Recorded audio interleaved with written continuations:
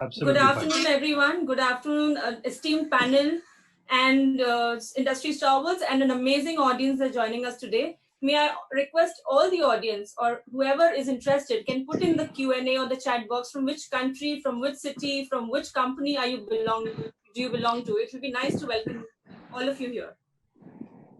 Good afternoon, Mr. Lebin. Mr. Patil from Wuhan Textile University. Good afternoon and welcome. Good afternoon, Mr. Pote. Mr. Patil from Michal Karanji, Mr. Kannan from Loyal Textiles.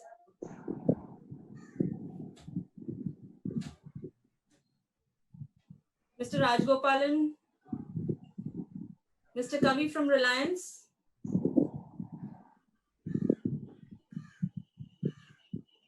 Mr. Kolekar from Ruby Mills, welcome.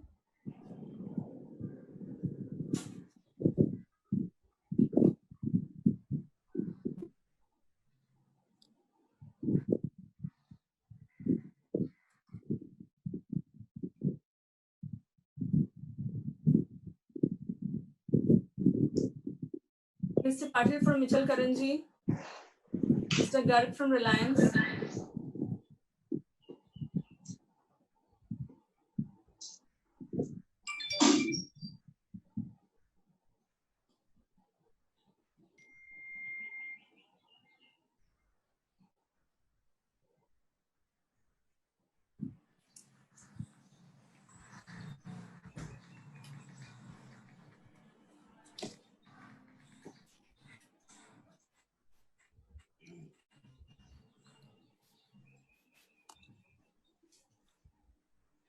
Good afternoon, everyone. On behalf of CITI and Gartex Texprocess in India, I welcome all of you to be part of this amazing and esteemed panels here. I hand over to Dr. Sunanda to take the discussion ahead. Good afternoon and very warm welcome to all of you to the e-conference on rebooting the textile and apparel industry, which Confederation of Indian Textile Industries CITI is jointly organizing with Gartex Texprocess India. It gives me great pleasure to welcome all the eminent personalities chairing each session, esteemed moderators, panelists, and attendees to this significant virtual conference. We are extremely delighted to have participants from different parts of the world. We have received an overwhelming response for the e-conference. Your presence in large number for this e-conference signifies the strength of the sector. Thank you all for joining this e-conference and sparing the time from your busy schedule and gracing the occasion. Let me also take this opportunity to extend our sincere gratitude to our event sponsors, Sutledge Textiles and Industries Limited and Lensing Group for supporting us for this conference. For the international participants, let me give a brief introduction about CITI. CITI is one of the leading industry chambers of the textile and clothing sector of India, representing the major leading regional and industry associations and 18 major corporate members, thus covering the entire textile value chain from farm to garments and made-ups and textile machinery industry, spanning both domestic and export market. CITI has signed MOUs with 10 major international textile associations for promotion of textile trade and investment. It directly and indirectly serves an industry that connects to millions of farmers, 110 million plus workforce, and 1.3 billion consumers. On this note, I would like to invite Mr. Michael Den, organizer of Gartex Texprocess India, and also our co-organizer of this event, to share further details about this conference. Thank you very much, Dr. Sunanda, and good afternoon, everyone. First of all, on behalf of Messe Frankfurt Trade Fairs India and MEX Exhibitions, I would like to thank all the speakers and attendees for taking out the time to join us for this important industry exchange. I recently came across a quote from John F. Kennedy that in Chinese, the word crisis is composed of two characters. One represents danger and the other opportunity. As the world is gripped with the COVID crisis, the textile industry has come out as a leading force, driving need-of-the-hour textile product innovations in the market. Messe Frankfurt's Texpertise network, which is a combination of 50 international trade fairs, stands as the world's market leader to highlight innovations, trends, and themes that are driving the global textile industry. And from what I can tell you, India's textile industry has found a unique way to show us all where this opportunity lies. The country's most trusted trade fair for the garment and apparel industry, Gartex Texprocess India, today, through its virtual conference, will present an outlook of the global textile business amidst COVID crisis and take up topics such as digitization, automation, and innovation, which will have a key role to play in the textiles and apparel industry in going forward. We have some of the industry's leading textile experts together with us today to discuss, deliberate, and chart out future prospects in the industry. I would like to extend a very big thanks to the Lensing Group and Sutlej Textiles for extending their support to the conference and making this possible. Thank you also to our official media partner, the Textile magazine, and of course, our co-organizers, the Confederation of Indian Textile Industry, for their strong support. I wish you all good insights and now hand over again to Dr. Sunanda to open the sessions. Thank you very much. Ladies and gentlemen, today's meeting comprises of 4 sessions, of which session 1 is on the topic Reimagining and Rebuilding India's Textile and Apparel Industry. As we are all aware that this pandemic has adversely impacted the textile and apparel industry to its core on both domestic and export market fronts. Due to the migration of labor and shortage of resources, the manufacturing cycle has been completely disrupted. To get an insight to the extent at global level, let's hear from the experts who will share their views on these challenges and innovative ways to getting back with a new normal. Before we go to the panel discussion, I am very pleased to welcome you all to the opening session, and I request Mr. T. Rajkumar, Chairman CITI, to deliver the welcome address. Mr. T. Rajkumar is currently Chairman CITI and Chairman of Sri Mahashakti Mills Limited. He is the Chairman of Textile Sector Skill Council, TSC, New Delhi. He is a Director in National Skill Development Corporation, New Delhi.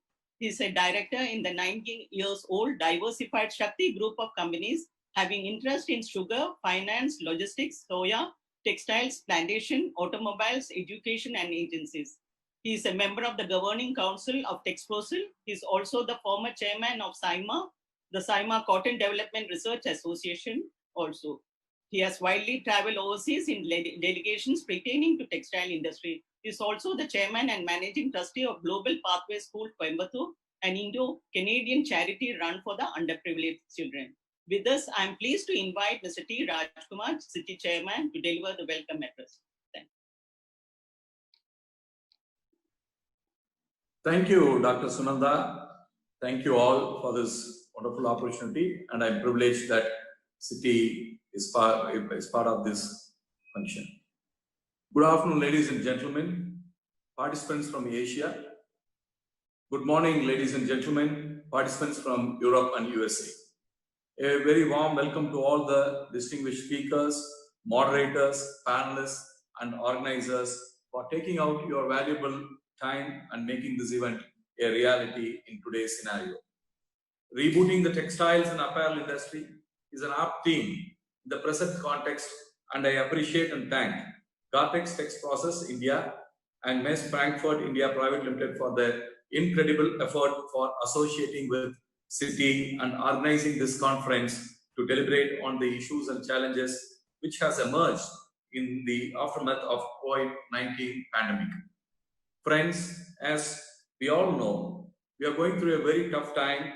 I think this is the first time in the recent history that we have witnessed such an unprecedented and disastrous time when not only one country, but not only one continent, but the entire world has been hit hard, and that to the same point by a virus called COVID-19. To our dismay, it has spared none of us. It has only affected the economies across the world, but caused great human loss too. On economic front, industries have already suffered huge financial losses, and there is no sign of improvement till date. Supply chains have been completely disrupted. Large clothing stores across the world has been shut down, resulting into demand loss for the suppliers, etc. There are n number of problems the industry is facing which can't be eliminated due to paucity of time. Hence, the rescue operation is needed from all sides. The damage control exercise from one direction, is not going to help and will not be enough to recover from this colossal devastation. Friends, it's already been rightly said, if there is a will, there is a way. The Indian textile industry is determined to bounce back with the support of our Honorable Prime Minister, Shri Narendra Bhai Modi ji, and his entire team. We will achieve the target of $350 billion from the present level of $150 billion by 2025 with the support of the government and the guidance of our Honorable Union Minister for Textiles, Srimati Smriti Zubin Irani ji.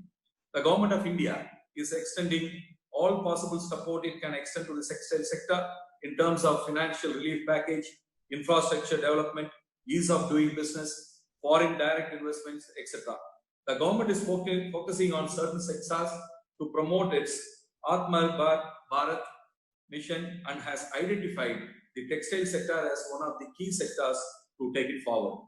It is taking several remedial measures to enable the textiles and clothing industry to tide over the challenges posed by the COVID-19 pandemic and to revive it from this current recession on a fast-track basis and grab the emerging global opportunities by enabling the industry attain global competitiveness. The conference has articulately focused on 4 topic subjects in this half-day conference where experts from across the nations would deliberate at length, not only on the issues and challenges emerging out of this pandemic, but also on the way out to sustain those challenges. I am very hopeful that the deliberations would help us to deal with the unprecedented situation and restore the supply chain at the earliest. For everyone's knowledge, I would like to share that India is doing extremely well on the textile front and in no time has become the second largest manufacturer of PPE kits to serve not only the country but to the entire world too. I would like to remind everyone that India is very strong in all segments of the textile value chain and ready to serve the entire world, especially the European Union and the United States of America, which are the biggest markets for our textile products, and we are ready to join hands with any country who think they can gain advantage if they join hands with India. FTAs with US, UK, European Union and Latin America can be a way to develop Indian textile industry. Taking the advantage of Atmanirbhar Bharat call adopted by our Honorable Prime Minister, Shri Narendra Bhai Modi ji, would play a crucial role in enhancing our industry's reach and access in global markets. Skill development is another area where we have been working by the Skill India mission. Further, the government's measures undertaken towards structural reforms of improving ease of doing business would pave way for investments and enhancing India's position in the global value chain. With continuous improvements, India will be able to compete with the emerging destinations like Bangladesh, Vietnam, etc. There is a strong need to achieve economics of scale and increase the productivity within the sector, as currently on an average, the apparel units in India are 1/3 size of Bangladesh and productivity is 33% and 26% below China and Vietnam respectively. Indian textile industry should learn and adopt the best practices followed in these competing countries.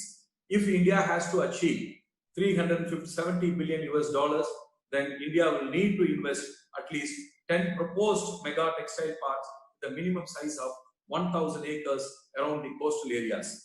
Exploring joint ventures with key countries, investors such as Japan, Germany and South Korea could also play a key role. Creation of the National Textile Fund by the Ministry of Textiles would help the industry to have a level playing field in the capital cost and achieve a sustainable growth.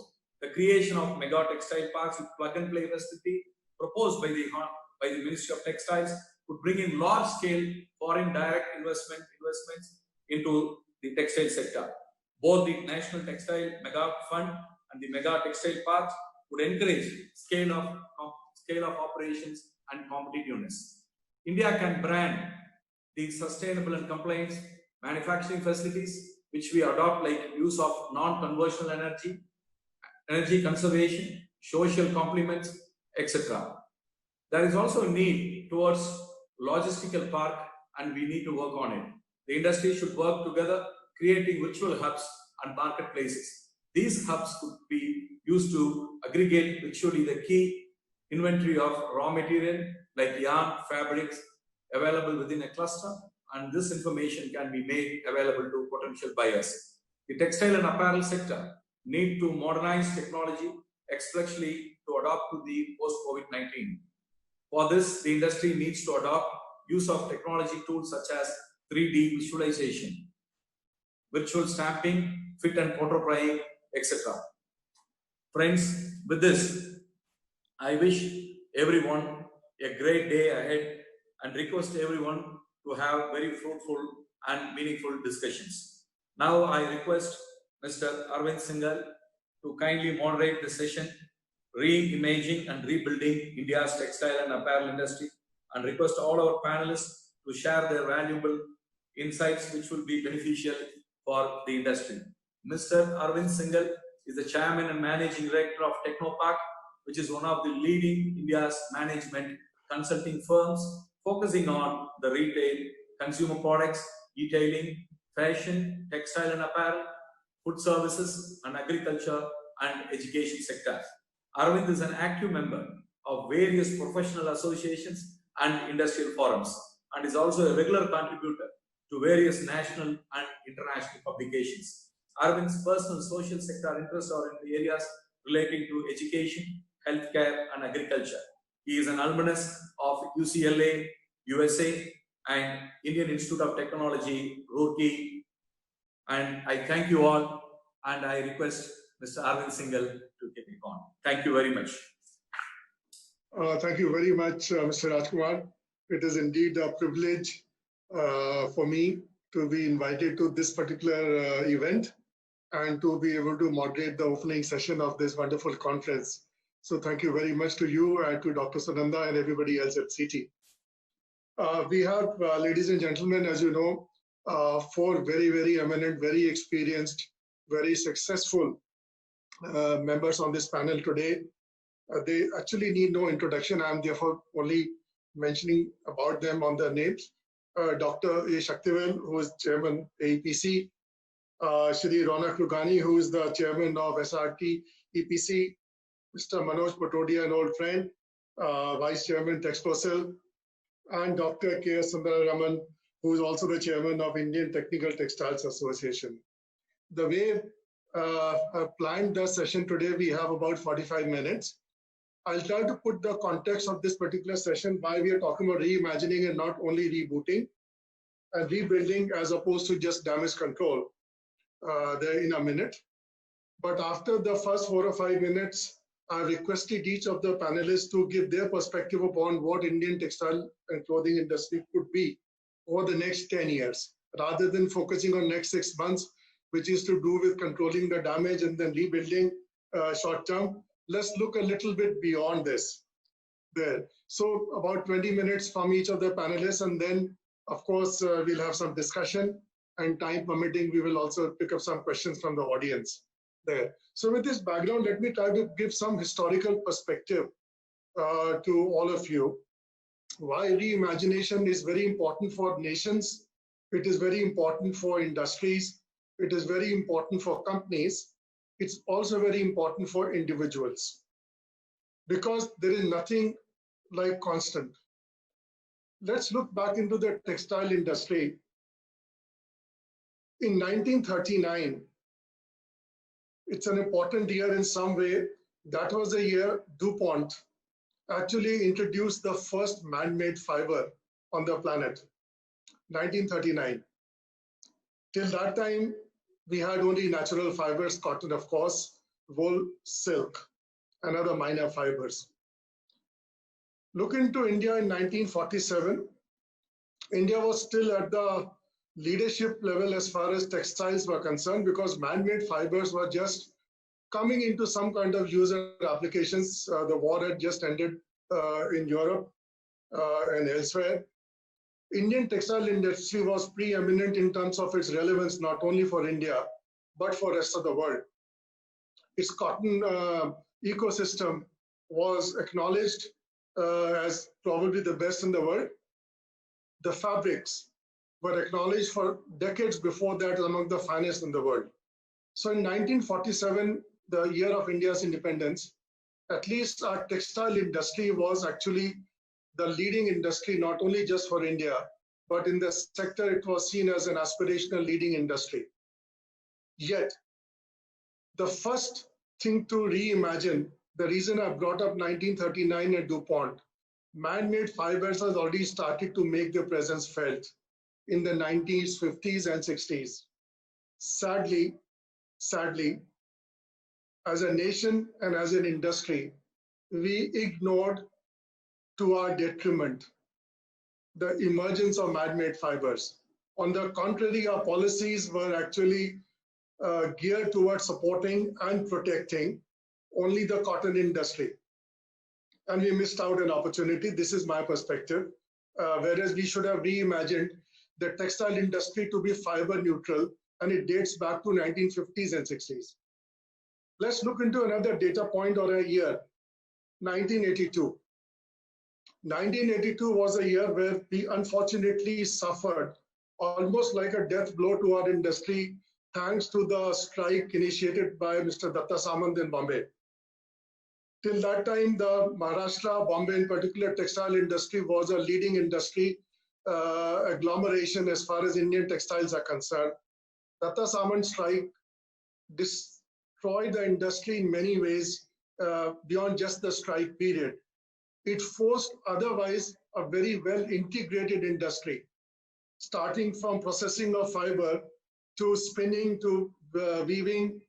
There were limited amount of knitting to processing to actually decentralization of the industry, where companies who wanted to survive had no option but to get into outsourcing is the new term, but that time getting fabric woven somewhere, getting fabric processed somewhere else. And as a result, a very strong integrated industry was disintegrated as one of the outcomes of this strike. Of course, Government of India, unfortunately, also played its role in disintegrating. We came up with all kinds of distinctions between yarn, between fiber compositions, who could process what kind of duties, knitting is allowed for small scale, weaving is allowed for somebody else, and blah, blah, blah. So where the industry should have gone towards more integration, we took a completely 180 degrees view in the opposite direction. So we reimagined a world which was moving in an opposite direction, sadly for us. Let's go to the third data point for our industry, which is 1995. In 1995, it was very clear the agreement to phase out MFA was achieved in 1995 with a very well-defined date of 1st January 2005, that quotas will go away. That would have been the opportunity for our industry. And I'm collectively talking about not only the manufacturers, I'm talking about every stakeholder in this industry. What did we do? From a government policy point of view, we hired a bureaucrat Satyam committee report, which never saw the light of the day for many, many years. We were debating what we should be doing in 2005 rather than acting upon what we should be doing in 2005. China did not have to worry about such kind of deliberations. By the time 2005 came, China became also a member of WTO. China just took off as soon as the fetters of quotas were taken away. And we still had small scale reservations and this reservations and so many others. We missed out reimagining a post-quota MFA world. That was 2005. Let's go back to 2010s, not too far away. 1939 and 47 was too far away for many of you. Let's look into more recently. India has been negotiating, discussing FTAs with EU ever since I have been almost actively involved in this kind of my professional life. In the meantime, earlier it was Sri Lanka, then Bangladesh, then it was Vietnam. They have bilateral agreements. They have got preferential trade access to the biggest markets in the world. We are still negotiating and debating and discussing these agreements to our detriment. No surprises that our neighbors have just stolen a march on us, whereas we have all the advantages like Mr. Rajkumar mentioned in his opening remarks. We have raw material advantages, we have talent advantages and so many others. And yet we find that Vietnams and Bangladesh are the ones who have walked away with a lot of opportunity which should have come to India. Again, we did not reimagine this world, which is not having a fair competition, but bilateral agreements, multilateral agreements, free trade agreements, which defy the spirit of WTO, but they are there. We needed to have accepted them, and we needed to have been a part of them there. Okay, let's look into a couple of minutes more in terms of what is the future. We can only, I just wanted to make this point to us that there were 4 distinct milestones where the industry and the government and every other stakeholder should have come together to reimagine what the world will be like. Let's look into 2030 for a minute, next 10 years. By 2030, India's domestic market is our single biggest opportunity. While we are talking about export, but domestic market from current $70–75 billion at the very conservative level at today's dollar rates would be at least $150 billion. 150. It is very significant there. What do we have to do? This is the question to the panelists to see how can the domestic market opportunity be reimagined by the industry, because there is so much of it. By 2030, advanced textiles, and this I am referring to Mr. Rahman in particular, I hope he takes it up. We are talking about technical textiles in our country for very, very long time. But the efforts which should be done in the next 10 years perhaps should be into very much more advanced textiles, which have applications which have not even been imagined yet there. But every day something new is coming out. Can we not be the powerhouse for advanced textiles in our nation because we have so many other opportunities? To do all of this, digital and technology is at the core of all businesses. How can our industry become the leader of creation of technology and adoption of technology rather than being a late follower? That is one area to imagine as well in the next 10 years. Lastly, but not the least, talent. No industry can survive and thrive and grow if it does not have the talent to meet the needs of that particular era. A question to be asked is, how does textile industry, how can textile industry attract the very best talent which India has to offer, and then some talent from overseas as well. So with this opening remarks, basically setting the context that why we need to think a little bit beyond COVID. We need to, because this rebuilding, reimagination takes 8–10 years. It also requires all stakeholders to work together rather than only 1 or 2 or 3 companies, or the government for that matter. And that is the context in which I have imagined this particular panel discussion about reimagination. With this background, Dr. Shaktivel would be delighted to have your opening comments.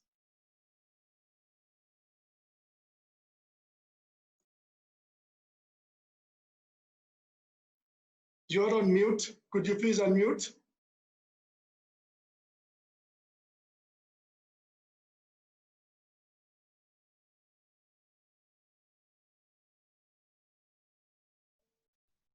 Yeah. Good afternoon and good morning, ladies and gentlemen. Thank you, Mr. Arvind, for asking me to come in. And first of all, I thank Mr. Rajkumar for arranging this wonderful webinar for the textile industry. Thank you, Rajkumar.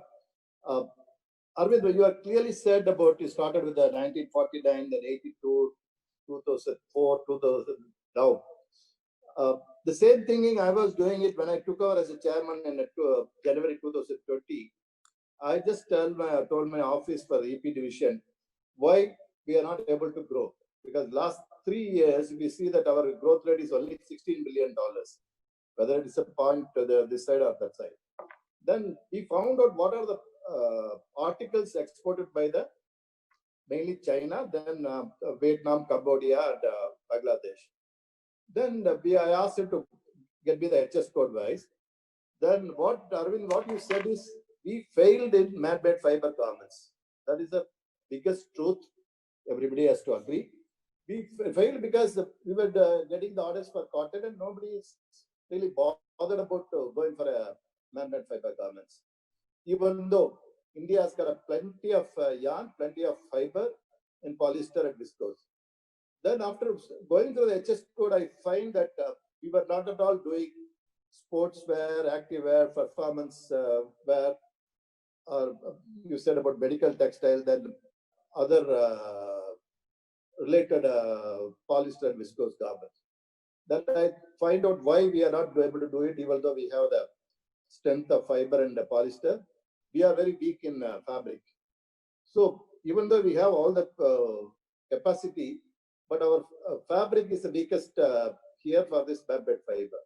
So we started the exercise in AEPC. So as you said, 2020-21 is going to be a turnaround year for the textiles, because AEPC is taking all the steps to promote bamboo fiber garments.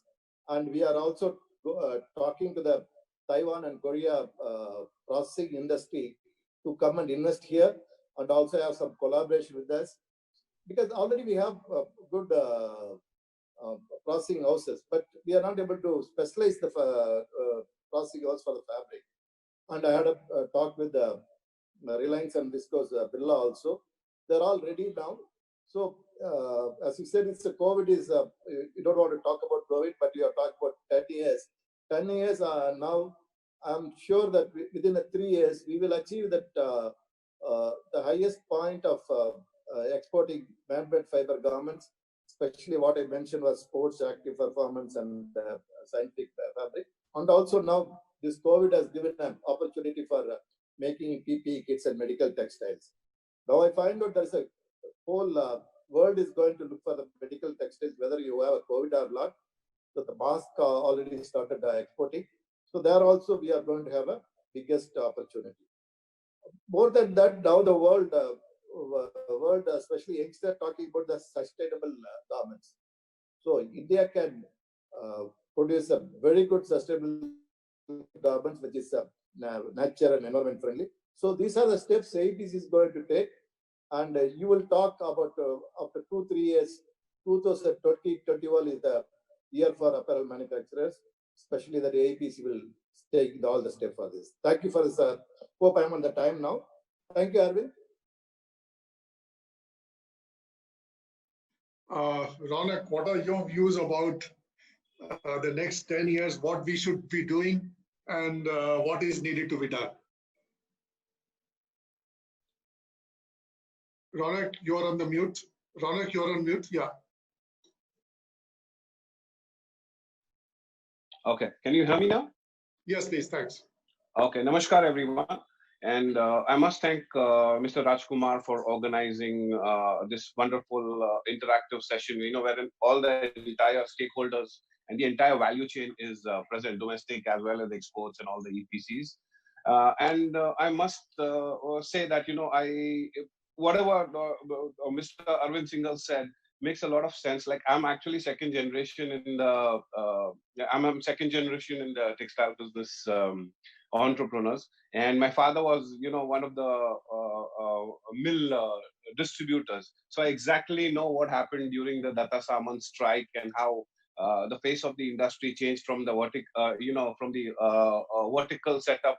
How the same masters came and taught the process houses, the finishing techniques, and how the industry became fragmented, etc.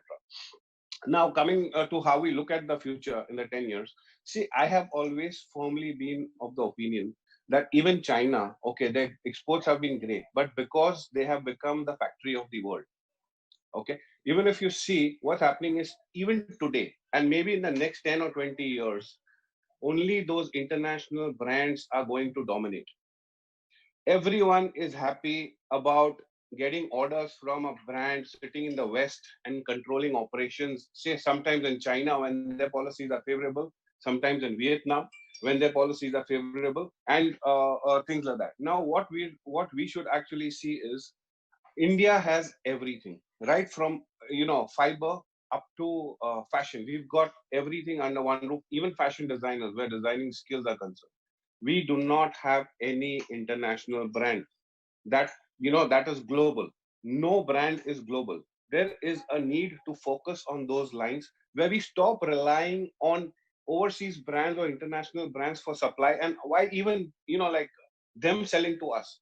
Whereas our Indian conglomerates should actually focus on creating international brands wherein we clothe the world. And the world supplies to us, and we do the designing, we do the, the fashion setup for the whole world. Second thing is a communication strategy which India must focus in the short term is still India is predominantly seen as a traditional textile exporter.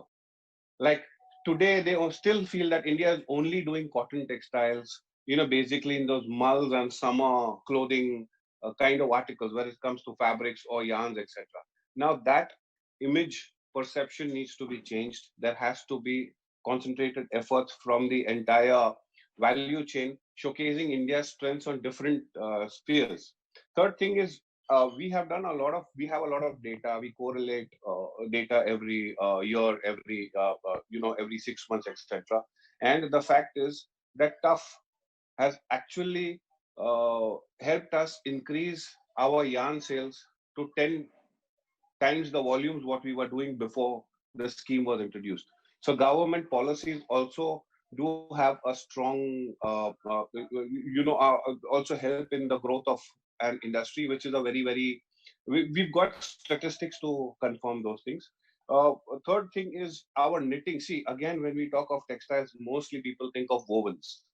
And of course, so we should also focus on our knitting and our processing strengths, which we are very weak on. If we really have to grow, knits are the second thing, not only cotton knits, but also the, man-made knits, etc. Third thing is research and R&D.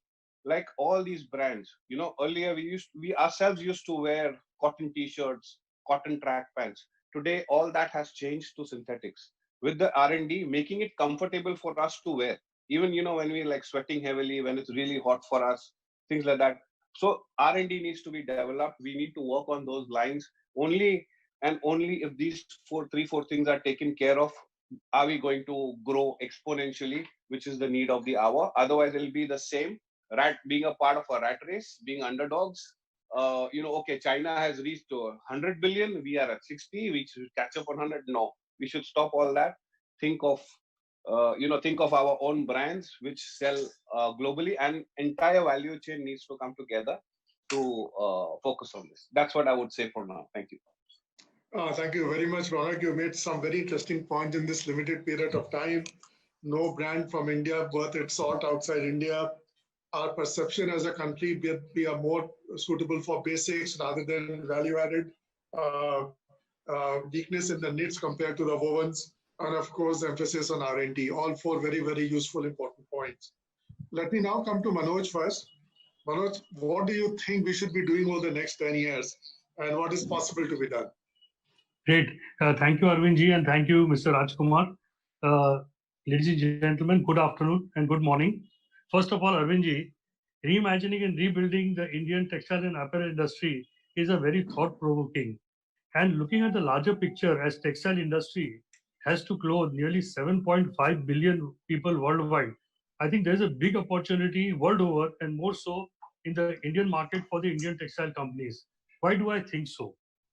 As we look around, we see many international companies coming to India to invest, especially in the data and online sales, the e-commerce platforms, as they see a market with 1.3 billion people, that is nearly customers. And our agriculture income is also going up, and our middle class is a force to reckon with our economy. The MSME sector has also been revamped recently. Therefore, many exciting new opportunities present themselves as we move forward in the digital age, while the Indian textile companies have carved a place for themselves in the production of mass and quality products. However, once they reimagine their strengths and create Indian brands online, which is cost effective and offers value to customers, there's a huge scope to strengthen direct sales to consumers through the online space to greater profitability in operation, as the big advantage of online is that you do not have to keep big stocks, as it's a direct sale to the customers. Many analytical tools like marketing companies are available to provide data analysis and promoting direct sales. So what Ronak Bhai was saying about building brands, I think online brands could be the way forward. By contrast, for physical stores, companies need to invest in rental space, stocks, distributors, margin discounts to liquidate stocks, etc., which are expensive and require deployment of scarce capital. The digital and e-commerce platform enables you to save on all these costs. In the last few months, online shopping has become very popular and provided a lot of flexibility to the customers. In fact, the marketing tools available, we should aim at 3 prolonged strategy to develop and popularize brands as follows. Global Indian brands, as Ronak Bhai said, localized global brands, develop medium-sized and localized brands. This strategy can be effectively adopted as sitting in India, and products can be sold worldwide, and logistics has become very efficient and quick. Therefore, online sales and branding is a way forward for the Indian companies. Secondly, the industry should think of adding artificial intelligence and sensors in the manufacturing process, which will help to team up and become more efficient and overcome the bottlenecks. The downtime of machine and machine failures will also be avoided, thereby saving cost, improving efficiency, and increasing in profitability. And if in this sector, many startup companies in India are doing exceptional work. In order to sensitize the industry, our council Texprocil organized a webinar with 2 of the top IIT professors in the space, explaining what they can do for the industry in this area. Today, with most of the industry being organized around clusters and largely fragmented, as you were mentioning, Arvind Bhai, technology can help them to become together to achieve their goals. Traceability is the next important requirement, which is going to determine the level of business we attract ourselves going forward. Many companies have realized the importance of factoring traceability in the operation, which will give them a head start, as consumers and retailers are now looking to trace the entire process from farm to fashion, in example in the cotton textile sector. Collaboration with supplier vendors will become crucial in this regard, and use of technology can provide real-time solutions. Friends, the next 10 years will see a greater emphasis on sustainability, as Dr. Shakti will just inform. Factor in the marketplace as consumers are demanding it. In this context, use of sustainable fiber and recycling of fibers will play an important role. And India has a big advantage in production of natural sustainable fibers like cotton, jute, hemp, viscose, and many more. There's a big opportunity for recycled fibers too, and industry should take advantage and create production and online brands in this space. Finally, exports from India has a huge scope of growth, and we should work towards creating more opportunities for ourselves by diversifying our product base, as already we have discussed. And there are a lot of products in HS codes where we can work upon it. 2 other areas we need to focus are, firstly, the need to correct the distortion in international trade on account of preferential tariffs, as what you were saying, Arvind Bhai, by giving to our competitors. In this connection, fast tracking of FTA, which India should move a little fast with Europe, and now with UK and USA will also help. And the second relates to refund of central levies and state taxes and duties for all products during the textile chain, so that we don't export taxes. This is my view, Arun Bhai. Manoj, again, thank you very, very much. I'm so delighted you made some very interesting points as well. I was hoping somebody will bring up e-commerce. I think e-commerce is one of the biggest opportunities, if I see, for most industries in India, because you get away from the gatekeeper, which is called the retailer. I should be very careful using this term because they happen to be my clients as well. But e-commerce allows a producer, a manufacturer to directly reach out to the consumer, engage in a dialogue which otherwise a retailer has to do on your behalf. So great opportunity, not only for within India, but overseas as well. You talked about adoption of artificial intelligence and sensors in the production process. I would only add to what you just said, that why not use technology at the core of your business? Not only just in the manufacturing, but almost every facet of the business today, technology can play a very important role there. And therefore, it might be important to understand that what are the application areas where technology can play a big role. You very correctly talked about traceability and sustainability very recently with a very large company as a part of some discussions. I was very pleasantly surprised to see as a part of the presentation a slide which had their sustainability goals for 2030 from where they are today.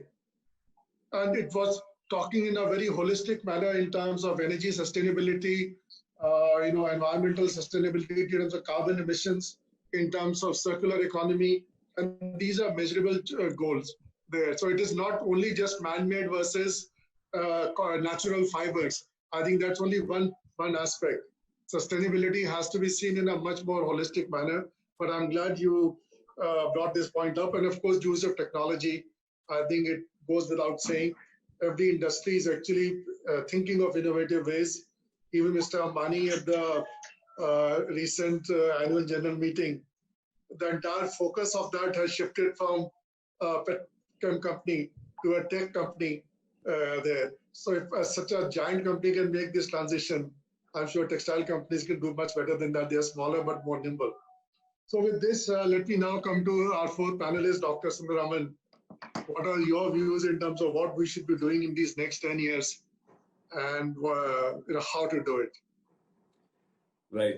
Thank you, Mr. Singhal. Firstly, I have to say I like your the window talking about the next 10 years, then about the next 6 months, because that's quite visionary of you, and I'm glad that we take it on those lines, because we need to see what we're going to do in the long term and not worry about short-term measures. And I also thank CITI and Mr. Rajkumar, because usually technical textiles is the outlier, and to get them on a platform with yarn and garments, I think only CITI can do it. So I thank you very much for that. Where we are right now in India in technical textiles is we are a $19 billion industry with aspirations to double that in the next 5 years. The global technical textile industry is about $237 billion. That's a macro picture. We have approximately 2,500 odd members who qualify as technical textile manufacturers in this country. And most of them are SME enterprises, driven more by the entrepreneurial nature of the founders than by what I would call big business ideals and big business structure. And why this is very important to understand is that while entrepreneurship is great, it only takes you so far if you are not able to adapt best-in-class practices. We are generally challenged in the fact that we do not have a very strong machinery industry in technical textiles within our country. Many of the raw materials that we use are imported, and there is very little original IP that's been created in this country so far. And why I mention this right now is if you ask me, what do you think 2030 is going to be like? There are 2 or 3 things that we can say for sure. Clothing is going to change. A significant portion of clothing will have electronic components in them, whether it's measuring your heart rate and your body functions.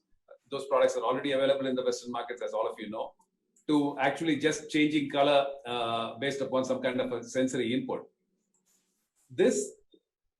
The fabrics that are going to be used in clothing in 10 years' time are going to be significantly, for lack of a better word, electronicized. That's one trend that I am seeing right now. I can see that a significant shift would happen towards products derived out of biodegradable wastes and agricultural wastes, and broadly biodegradable polymers.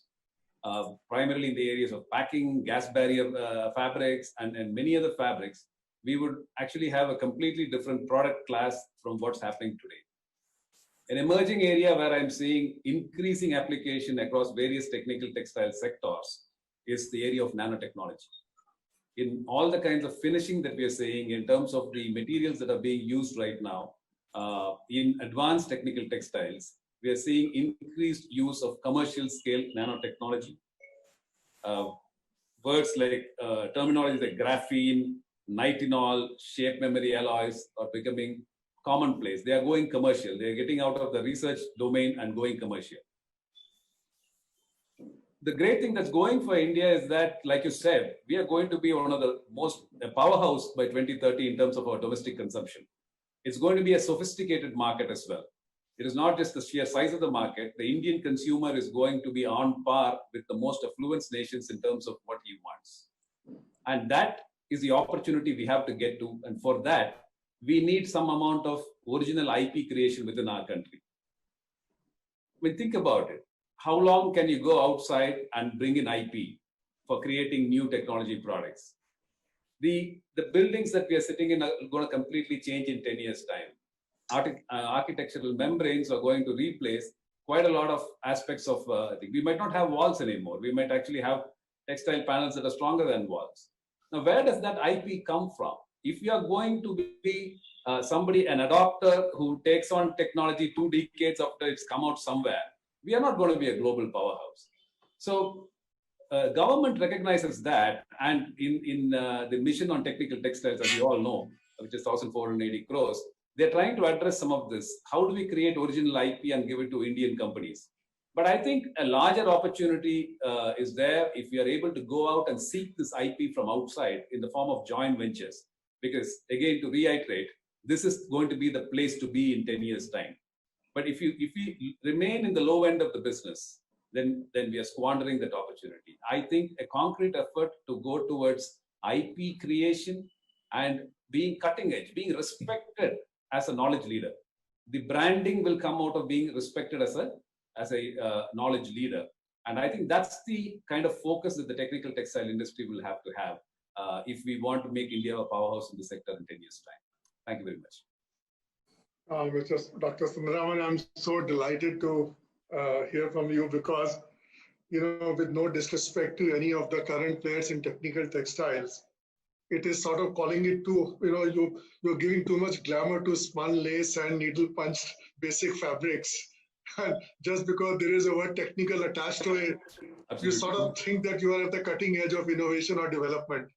So like I said, no disrespect to the current players in those businesses. I think the world is moving on very rapidly into far more advanced applications. The lines between materials is blurring.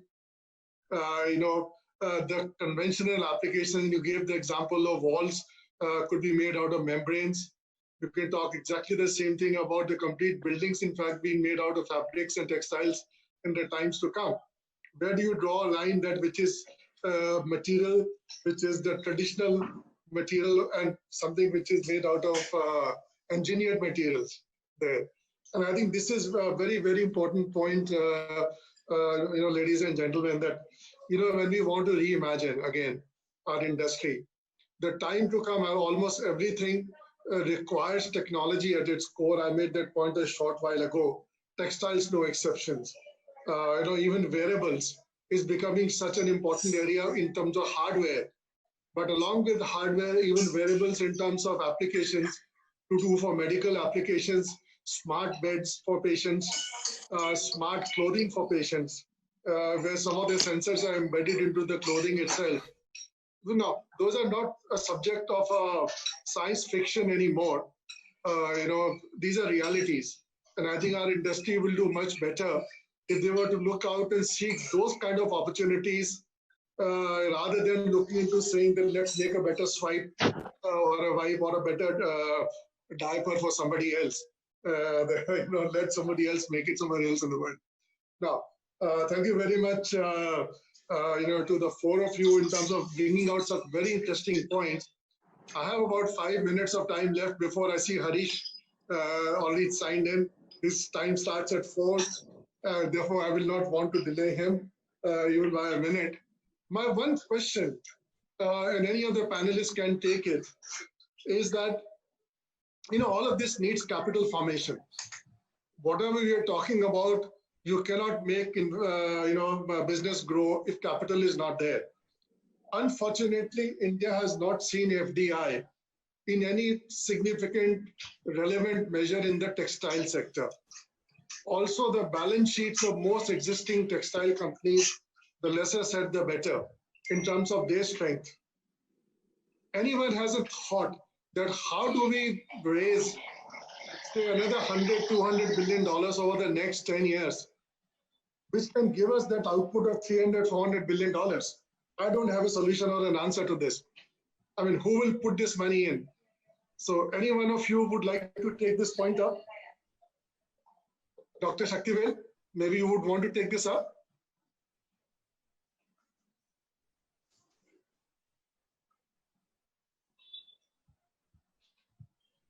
See, here, our main capital is needed for a big processing house. Actually, for a fiber yard, we have enough investment here in India.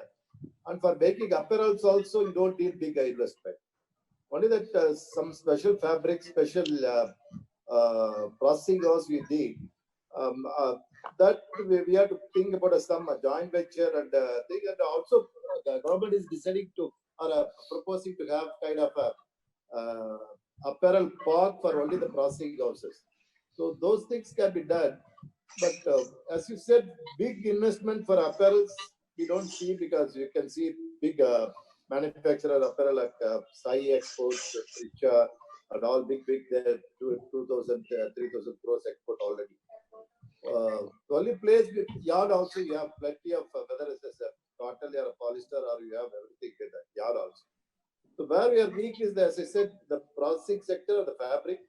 So there we may require some capital, Arvind. That's my point. Yeah, I was only referring in the overall sense that if you want to add $200 or $300 billion worth of output, if you see the current capital to output ratio, at best it is 1.5. Apparel requires very less capital. We need $200 billion of additional investment. If $300 billion worth of output has to come. So those numbers are very large. And those investments have to come also in the spinning and weaving and in advanced textiles and in technology and in people. So when we don't have access to FDI, the balance sheets of current players are largely stretched. Anybody else has any thoughts how the capital can become attracted to India? How venture capital can be attractive? Mr. Singhal, this is Dr. Sundarramaiah. My little take on this is that, capital will follow perceived value. If you're talking about the kind of business that can happen in India in 10 years' time, if we create an enabling environment where people believe their IP is going to be protected, that their cost of protection is going to be the lowest, and that they have a stable enabling environment for, let's say, a decade, I'm sure money will follow, as it always has. I think some thought process at the highest level has to happen as to, very honestly, along with inputs from third parties from outside, what exactly is that environment, and how do we really show people that this is the best place to be in? If you do that, money will come. Thank you very much on this very positive Just note. add one point, Arvindji. Like you said, big capital is required. You see another thought, as Dr. Sundararaman also said and Dr. Shakti well said. See, the capital, if you have an idea, it follows. That is the first part. Second part is that if you want to put up new and big industries, nowadays there are a lot of European capital which is available for machinery, finance and all, which is a long-term capital which you can get for 10 to 20 years. Which is possible. The same thing is possible from Japan and other countries. So it is not that capital is not possible. That is first part. Second part, even if you're a small and medium enterprises, you can go and list yourself on the Bombay Stock Exchange, capital can follow. If you are a mid-size, bigger companies, you can still access to the capital, that is also possible. Now the other things which have come up, which you can do, like a lot of the goods are sold on credit, so your capital gets stuck in your own company. Nowadays you can do factoring, domestic factoring and export factoring. You do that, all your capital becomes free. So once your capital is free, it's available for you for expansion. So I don't see capital as a big problem. I think there are a lot of avenues from where the capital can flow into the company. We did this in Texprocil. We had this factoring and insurance as a conference for all our members for them to understand this. Well, point well made, Manoj. So thank you all very, very much. It has been my privilege and honor to moderate this session for you. You have a fantastic session coming up. I won't hold Mr. Bijur from taking the floor, so to say, now. So you all have a very, very good day. Enjoy the rest of the day. It has been my pleasure to moderate this session.